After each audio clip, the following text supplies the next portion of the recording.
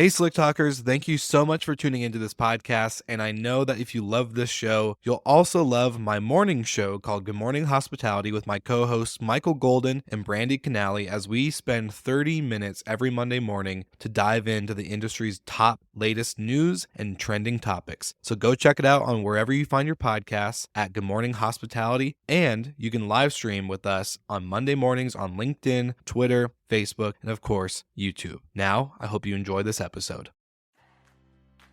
All right, all my Slick Talkers, I have a special surprise for you guys. Super thankful for all the support and everyone tuning in. I've been doing about 3 episodes a week now just because I'm so booked out on the show, which is always a good thing. So thank you guys for making this possible. I want to treat you guys with something. So I created a little virtual event. It's a Q&A happy hour with me, and I will be inviting some of the past Slick Talk guests. So go ahead and follow the Instagram and Facebook pages for the podcast. In the show notes of this episode and future episodes, I will be putting the link for you to register for the Q&A. It's free, and the first 10 people that sign up today, and whenever you hear this, go sign up now. The first 10 people I'm watching, I will buy your drink, whether it's a coffee, a wine, or a beer. I will buy the first 10 people that register today. So go ahead, check out the show notes, click the link that is the Q&A happy hour, and then once you do that, register for the event. It's free, and first 10 people, I will pay for your drink. So go ahead, sign up. I can't wait to meet you guys and for just to be able to talk about hospitality and podcasting and get to know you on a little bit of a deeper level. I figured, 2020 is the year to do this. And so thank you guys and the first 10 people I'm watching. So grab your drinks. Let's go.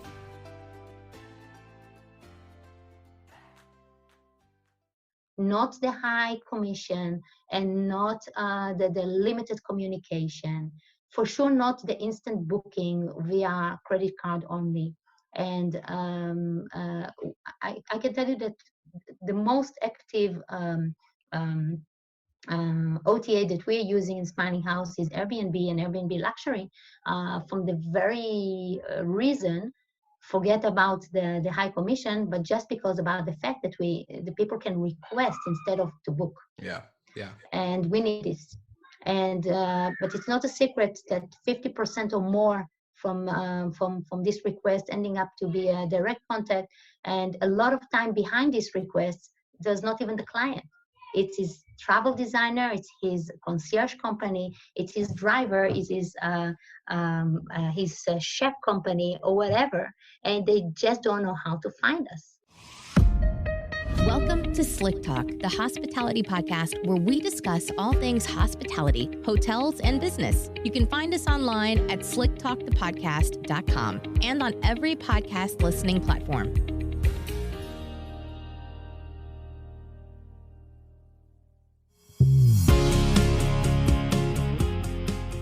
All right, everybody. Welcome back to Slick Talk, the hospitality podcast. I'm your host, Will Slickers, and today we have Mariah Rockman from Smiling House Luxury out in the Swiss Alps. I actually don't think I've ever recorded with anybody that far away. It's that been really far, that high. I know that exactly. It's both all the way around.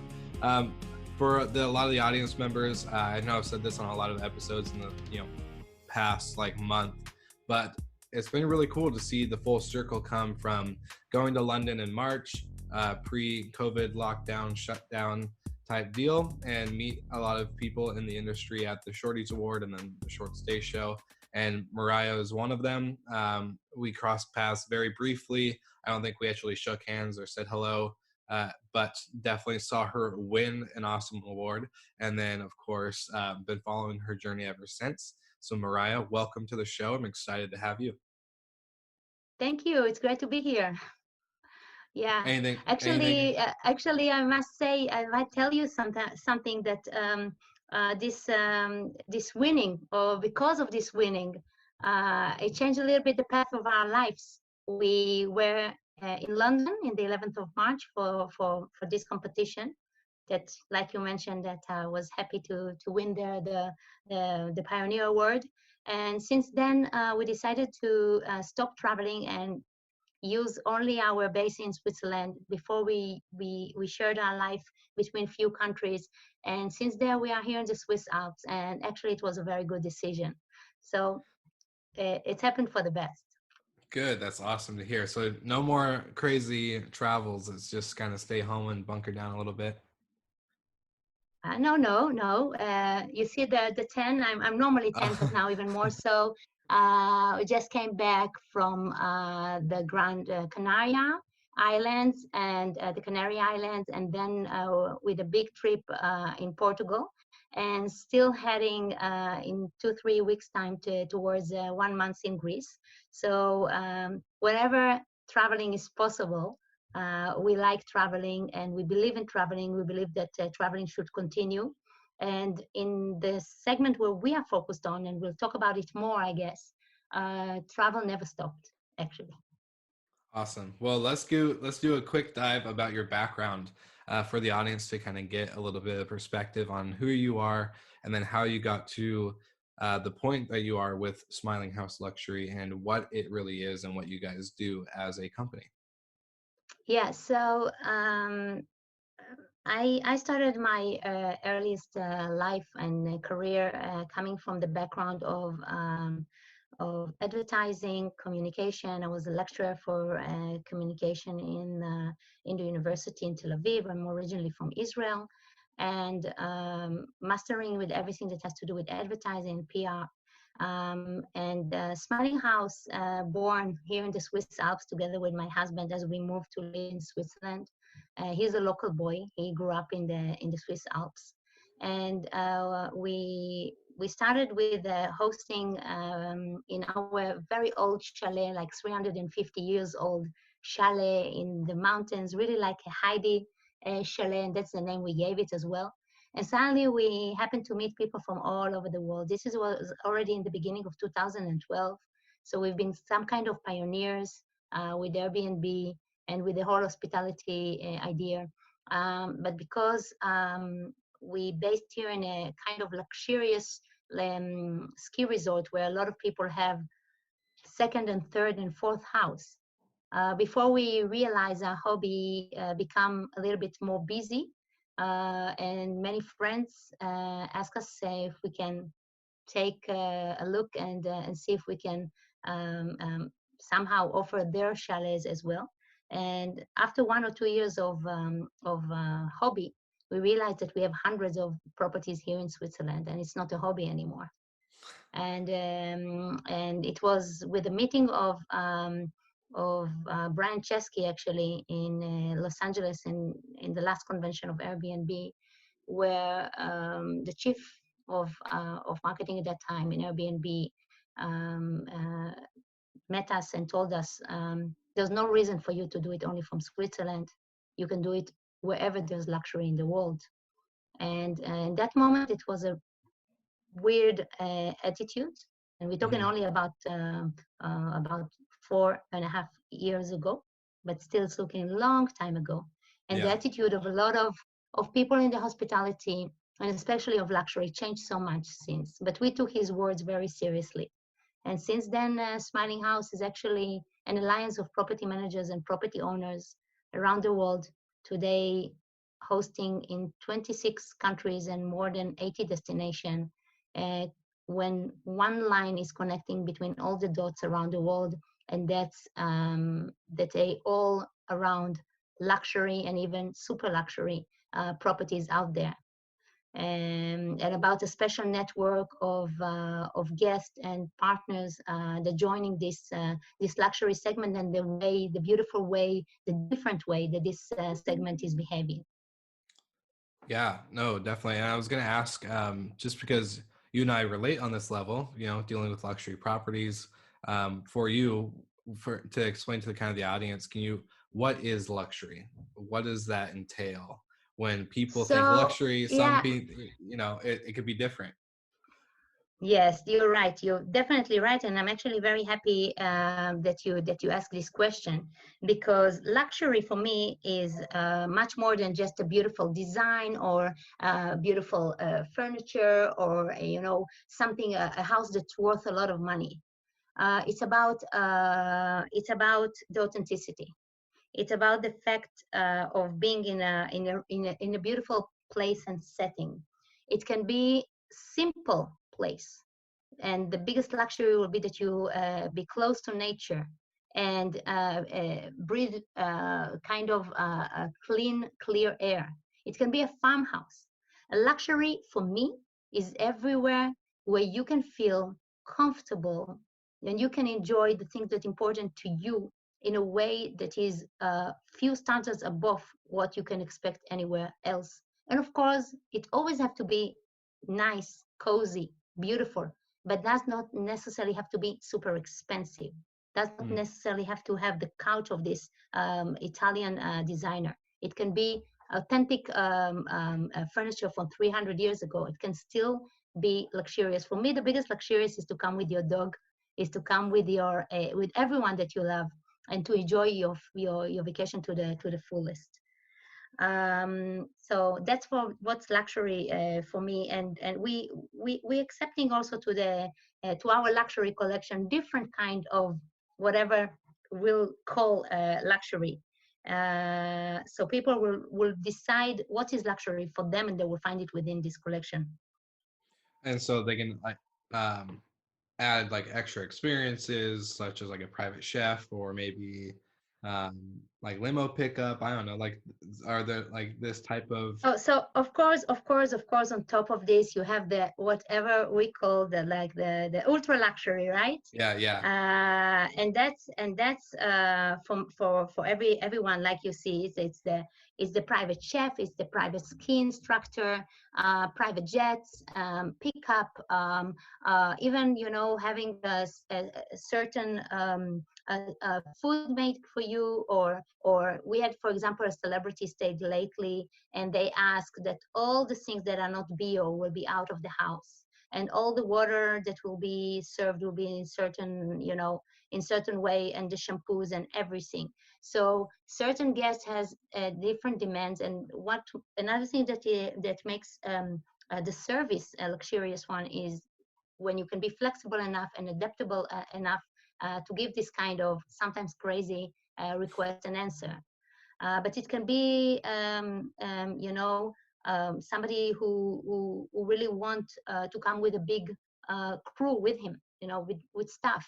And you have to have these kind of houses where somebody who used to live with his staff will live comfortably, not with his staff, but parallel to his staff. And a lot of these luxurious homes within our collection are made and built in that sense, and make it possible to host this kind of families easily. Awesome. I love that. And so, do you guys have a certain standard or checklist that you have for required, I guess, amenities and types of? Obviously, like you said, it's a little bit of a broader area on what makes things luxury. But for you as a brand, do you guys go off of a certain standardized requirement, or So is it kind of a case yeah, by case?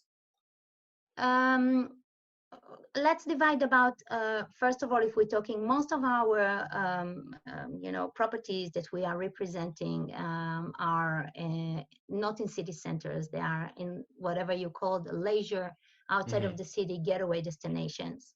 Yeah. And therefore, from the start, we're not talking about too much of small places. You almost will not find studios and two rooms or whatever. We're talking about large home who can host, big families, three generation families, or a family with its staff.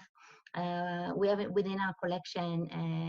Thanks to some of our partners, we have some amazing also mansions, castles, and other beautiful properties. And of course, as a Swiss company, we have a lot of chalets. Chalets is the cabins, it's the huts based all over the Alps, Italy, France, Switzerland, Germany, and Austria. And so if to make it a definition, the first thing is the size. Hmm. So most of the houses in our collection will have between 4 to 12 bedrooms. And then within the amenities, of course, beautiful views.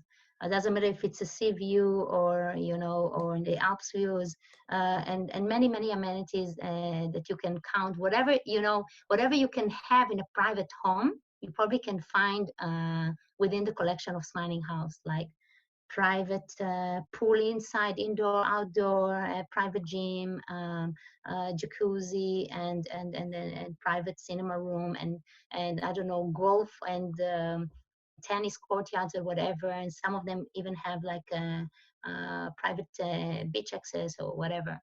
But most of the houses are just beautiful villas and chalets with 4-5 bedrooms. Yeah. That's awesome. I love it. Yeah, this is like my area, my like little geek out spot. I love it. So this is great. So pre-COVID though, how would you describe the state of the luxury market? Now, this is something that I've seen you talk about quite a bit, post-COVID, but I want to see a, before and after. What do you think the state of the luxury market is? So yeah, it's a very good question, because I think that actually COVID caught the luxury market segment in the beginning of a big growth. And it feels like before COVID already that the luxury segment got more attention and got more interest. Since 2019, we see more actors, active players in this niche. Let's remember that the luxury hospitality been here forever and ever, right? Yeah. Like in the 16th century, 17th century, it's always been there, much before these the OTAs and so on. We'll talk about it also. So it took a while till the kind of players will enter into the niche as it is today, like the OTAs, the technology, and booking online and so on. So it took to this segment some years to adapt, while others been already, in the city centers and so on. And right now in 2019, beginning of 2020, where COVID made us actually the whole industry, as we feel it, was really on the way up, and with much more people and much more offer. And I'm happy to say that, at least from our experience in many markets, COVID didn't hurt this segment as much, and it continued through. And I think that the continuation of being interesting, getting bigger, getting focus, even not only in spite of COVID, but even because of COVID and its needs, promise that this segment will continue to be a good alternative for purpose of travel. Yeah.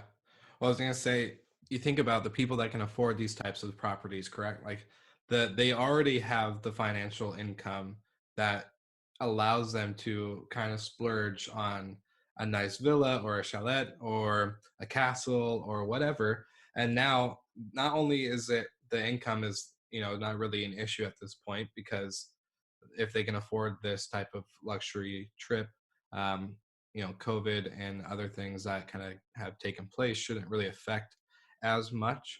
And then you think about this segment, like it's a very private type based service, where COVID-19, I think, has pushed a lot of people outside of cities where there's people and, kind of like you said, dirty air, and just all over the sense of too much. I think like there's now the thoughtfulness of COVID-19 and other, nasty things out there is kind of driving everyone to be like, oh, let's go outside of the cities. Let's go outside of these normal, I guess, business or other markets that provide a leisure experience that we don't have to come in contact with other people in the sense of, that's right, traffic and all the other stuff.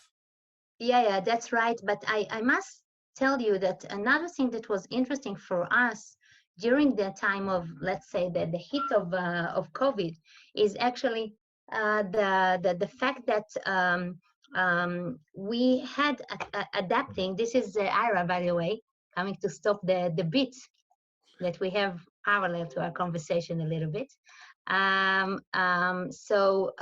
We were also sensitive enough to realize the staycation, and we opened this kind of luxury or super luxury properties actually to local travelers that maybe would never have the chance to visit such a place.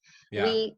We use the fact that we are an alliance, and we contact homeowners during COVID, say, hey guys, this is your third home, your fourth home, your fifth home. You're not going to be here soon, and who knows when will you be here at all. You know, there were times in March and April, there was no forecast for flying once again. Let these people living here get out of the city, drive to a dream house and enjoy it and pay less, but let them breathe, let them stay longer, let them experience something that they were not aware that existing in their own country. And even if they have the means, whenever they had the time and the ability, the first thing they did, it took another plane to another country they haven't visited yet. So with this kind of attitude, we actually hooked a lot of people, not necessarily super luxury budget travelers, but people that wanted or appreciate that in that moment to breathe and to be comfortable and to be in the green is more important than to be in the city. And a lot of people had unbelievable experience. Yeah. And felt that they can breathe once again. And these kind of people, I must say, they circles and circles of ambassadors that now sending us more and more other people with the budget of normal budget, just because they felt that we've been there for them in difficult times. Exactly. And I was going to say, like, the amount of people that are working from home, I think, with kids and, families and all sorts of other stuff, it's kind of just nice to break that normality of being, let's say like a city or where, like, let's say Seattle, like, how Seattle is so crowded, and just to kind of get out of there and still continue to, I think, like you said, it opens up a lot of doors when you have these type of properties, because now you're getting a new experience from a new guest, a new market, or a new type of traveler, in the sense of they never maybe have taken the time to explore or to even just settle down and relax, like you said. Exactly. Yeah. And it's amazing to see that we had this experience in different markets, and it's amazing to see that it doesn't matter if we're talking about somebody in Mexico, somebody in France, or somebody in Italy, or somebody in Switzerland or in Israel.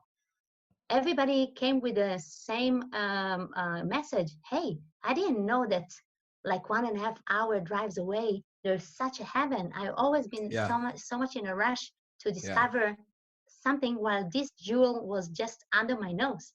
People discover their own country, their own neighborhood, their own family, and there's some good angles to this COVID era. Yeah.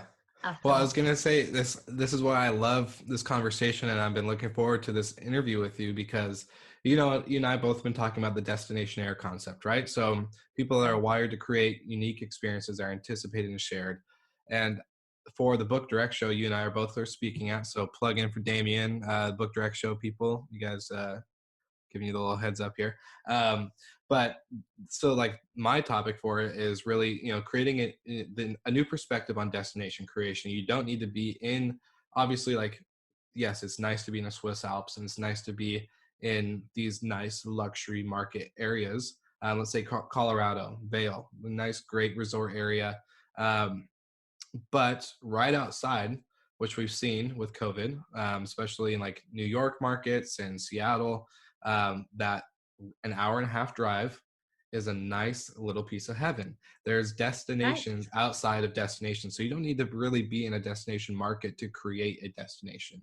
And I think that's been a cool awakening from COVID, is that people are starting to see that you don't have to shop on Google and type in, Caribbean or Bahamas or Hawaii or wherever as a normal destination that you think. You could really just do your own city and find the outskirts of where you are. And so that's been really cool to see. I'm glad that you're a living, breathing example of that. You guys have testimony on testimony, which is amazing. And so I kind of want to pick your brain a little bit too now with post-COVID, like you said.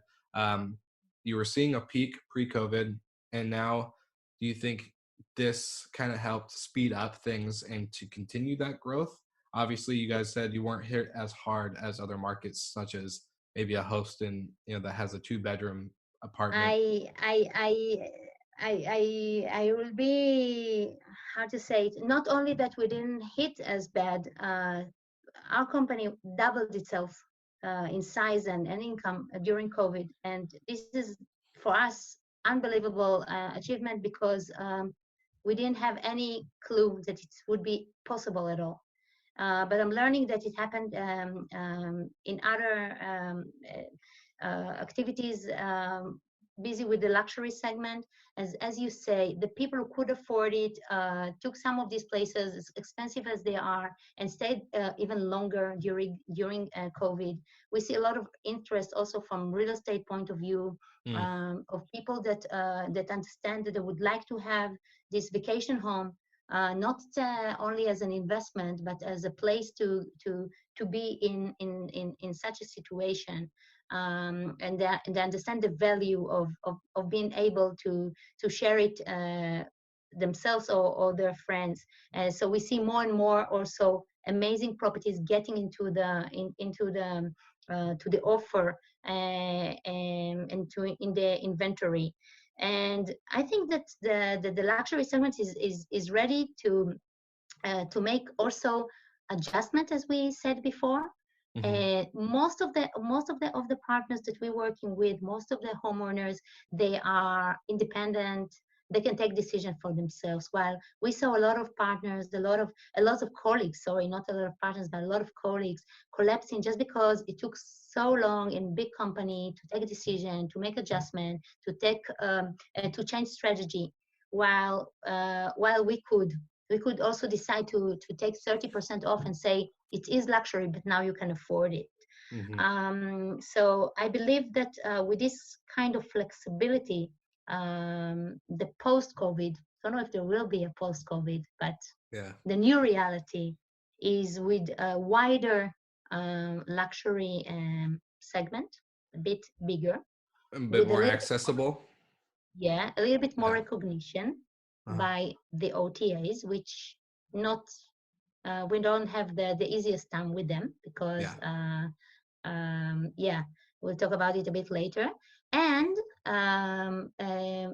let's say this kind of segment is the closest, if you want to compare it to the reason why people are going to hotel, not to the reason why people don't go to hotel and they go to Airbnb. So with the hotel situation, and you don't want to be today in a huge hotel with 7 elevators and many people and mask all over, the alternative of luxury house, doesn't matter where in the world, is a good one. And I think this is something clients, guests, as well as partners recognizing. And that's why I believe that for the vacation rental, when it's come to luxury, continuing with the trend of the only way is up. Awesome. And I was going to ask, speaking of trends, are you seeing any trends in, I guess, guest behavior, bookings patterns? When my other main question off of that too, when COVID hit in March and we had that big lockdown, national emergency in the US and all this other stuff, did you guys see, was it instantly when things started picking up, like more people just immediately tried to get into these luxury properties outside of the city? Or did it take a little bit of, I would say, let's say a month, to where they waited, they looked around, they quarantined at home, and then they realized, you know what, I want to get out. I can't do this. I want to get into a spot outside the city, more away from other people, where we can still feel like humans that go outside and all this other stuff. Was it pretty instant to see that, or was it a little bit of... I have more than one answer to your question. because as I say, we have a bit of a global overview, and different markets act differently. Yes. So in the super luxurious resorts, like where we are here in Switzerland or in France, Mallorca, Ibiza, whatever, we saw right away the bookings, and it has to do more with the consumer behavior of the crowd. The crowd of big travelers, the jet setters, the people who moving between one destination one to another as a lifestyle and not as a traveling. They are the ones that smelled it right away, and they say, instead of being here, I better be there. So not only that they been in a hurry to book right away during COVID, during March and April, we never had a moment of stop. Flatline. Yeah. So these were the first ones to react, and they are the ones that stayed for 2 months and 3 months, and money was not the issue. Then we had the crowd that you describing here, the crowd who normally not going to this destination, and we made it also affordable for them in different parts of the world, where we joined the call of get out of the city and come elsewhere. We have something better for you and your family, and it's almost like a gift. It's something that normally you cannot afford. This took also for us a bit like 1.5, 2 months to reach out and to agree on it with our homeowners. So we saw these people coming more during spring. And you were right. They needed first to see that it's not just a flu that go away in 2 weeks, and they needed to get also a little bit fed up being at home for 4 or 5 weeks. Yeah. But we had also a lot of quarantine, people that could afford it and wanted to be in quarantine with a place with a pool and a garden and so on. And we see it a lot. We saw it a lot in Israel, in France, even in the UK. And but we had also the people that been lucky, so that for example St. Bart's is open, and people from the States immediately moved the moment that the announcement arrived. So we're talking also about most of our crowd is a bit more flexible in taking decision, driving the money, and it has nothing to do with, most of the bookings that we had nothing to do with traveling. It was to do with lifestyle or what I deserve for myself and my family at the moment. Until June, where we saw a lot of picking up, almost like normal summer and even more in the summer destination, the south of France, not in Spain, unfortunately, but in Switzerland and Italy, but mostly with locals. That was beautiful to see in Italy, for example, how so many villas been booked by locals that say, hey, I want to enjoy the Dolce Vita. Yeah. Well, I was going to say that's kind of unique because I think in the industry as a whole, whether we're in a destination market or a non-destination market, quote unquote, but normally when you see locals booking, it's kind of a red flag in some sense. Like every time I was, like it was the slow season, and I get there's people that like to enjoy their city and kind of support local businesses, but in some areas it was kind of a sign of trouble, right? And you're like, oh no, somebody's gonna have to throw a party, or damage to the room, or there's all sorts of stuff. But it's really cool to see that guest behavior, I think, switch from locals staying is bad to locals staying is good, because now it's more of a, I guess, like community base, in the sense of they're experiencing something new that was right under the tip of their nose, versus they're just here to party and destroy it and then go back home and act like nothing ever happened. Yeah. And it's by the way, I think that it's also opened the mind of people that own some of these properties to be more easy with letting it, and as well as like you say, like the local behavior, say, hey, we have to also well behave in our own country. Because this is our neighbors, this is our friends, this is people who open the house for us. There's a whole spirit of more of integrity and community, and within this spirit, this is the way that we reached out to these homeowners, some of them owners of houses that worth tens of millions, and say, open your house. Let somebody else enjoy it. And we've been so to get there. So Yeah. I agree. I couldn't agree more. Man. I hope you're right. I hope we don't live through another pandemic in our lifetime. I I don't know if absolutely. Yeah. Well, hey Joel, I just really want to say thank you for being on the show and bringing this this content, this knowledge, and the experience to the audience. It's really important, really key, like you said. This is another outlet for us to all, as an industry globally, learn and grow and be resilient and have empathy for one another across whatever state or country we're in. So it's really cool to get your insight.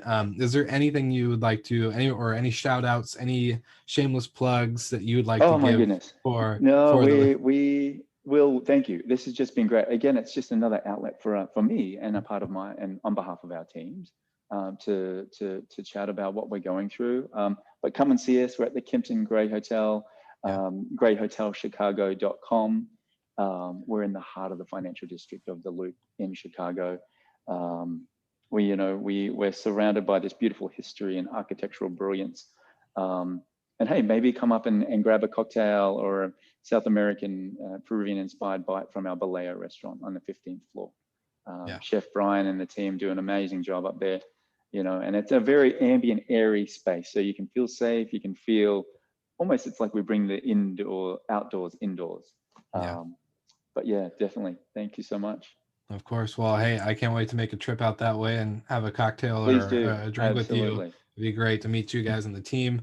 All the listeners, check out the Chicago Gray Hotel. I'm linking everything in the show notes, so make sure you follow along. Take a look at this beauty. And if you're in the area, which I know I have listeners out there, I will look at my analytics. So I know if you guys are there, go ahead, give them a warm welcome and hello, and go say, see the property, explore, and have come fun. And say hi. Definitely. Ask for Joel at the desk. Ask for Nabil at the desk. We'll come up and say hi. We love to get out there and meet people too. We're longing for that, the humor interaction behind masks, of course.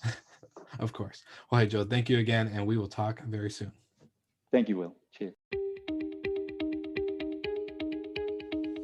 Thank you so much for listening. We love your support and want to provide the best we can to all our listeners. So please find us online, social media, and on Spotify, Apple Podcast, and Google Podcast.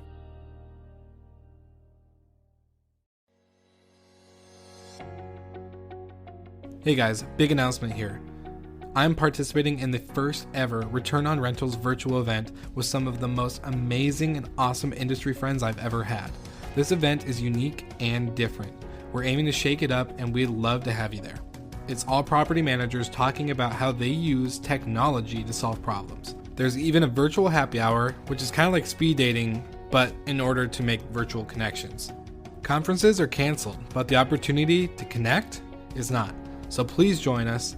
I'll have a link in my show notes. I would love to see you guys there. I'm going to be speaking on the power of connections with some amazing industry thought leaders and, let's be honest, just some badass women. So go ahead, join us. It's a free event. Hop on there. I look forward to seeing you there. And of course, having a drink with you afterwards at the happy hour.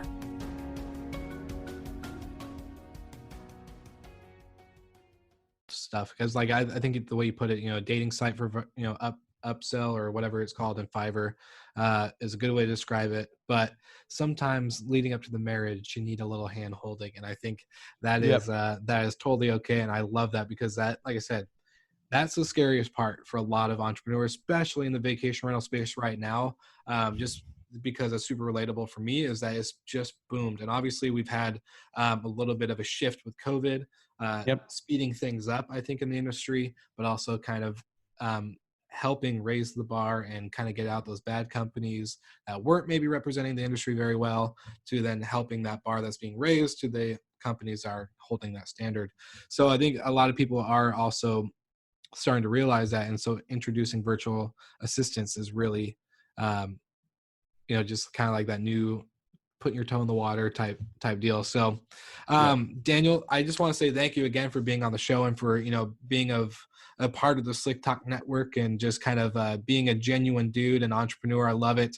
Do you have any conclusion or final thoughts for the episode and for the Slick Talk listeners out there?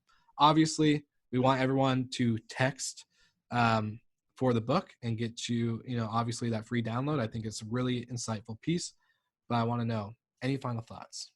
Yeah, I'm excited about helping entrepreneurs. It's what drives the business. Like we are here to serve. So one of the things I would encourage people to do is, if you've ever considered a virtual assistant, you can just jump on our website, myoutdesk.com. We have an entire section there, blogs, videos, webinars, podcasts. We have a podcast that focuses on our clients and how they won with virtual assistants. The book is an awesome resource, but if you're even wildly wondering if a virtual assistant can help, my suggestion is to jump on our website, grab a consultation. It costs you absolutely nothing, and you will walk away with a plan for launching it in your business. Whether you decide to hire us or not, you'll walk away with everything that you need in order to do so. And we'd just be happy to serve and love to, help your audience out. Awesome. Well, Daniel, honestly, like I said, it's been a pleasure. I'm really excited. All you Slick Talk listeners out there, just be aware, in the show notes, I'm going to link everything. So you don't need to go, searching for My Outdesk or anything. I'm going to link every single thing into the show notes, so you have it right at the fingertips. If you listen on Apple Podcasts, Spotify, or Google Podcasts, you can obviously link it, but if you go to slicktalkthepodcast.com, everything will be there too. So it's always a great spot and a good resource. So thank you, Daniel, for being on the show. Super excited to see what you guys are going to do, and I look forward to probably working with you, because let's be honest, right. I need one. You need it. I need it. All right. Good deal. Well, Will, it was a pleasure. Thanks for having me today. My pleasure. Thank you. Thank you so much for listening. We love your support and want to provide the best we can to all our listeners. So please find us online, social media, and on Spotify, Apple Podcast, and Google Podcast.